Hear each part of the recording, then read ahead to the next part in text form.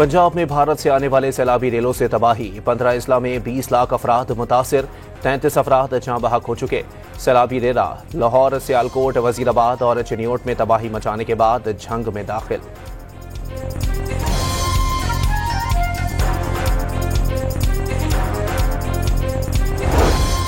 भारत की एक और आबी जारहत, दरियाए चनाब में एक और सैलाबी रेला बगैर इत्तला छोड़ दिया। सलाल डैम के तमाम गेट खोल दिए गए।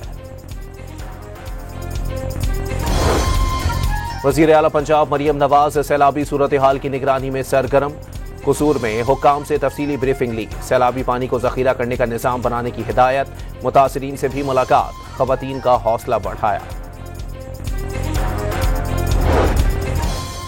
पाकिस्तान और आर्मेनिया के दरमियान सिफारती ताल्लुकात कायम। वजीर खारजा इसहाक डार ने आर्मेनियाई हम मनसब से मुलाकात की। मईशत, तालीम, सखाफत और सयाहत में ताउन बढ़ाने की आज़म का आदा। और जमात इस्लामी का कराची में वजीर आला हाउस के करीब एहतजाजी धरना। अमीर जमात इस्लामी कराची मुनम जफर का शहर को हुकूक मिलने तक जिद्दोजहद जारी रखने का ऐलान।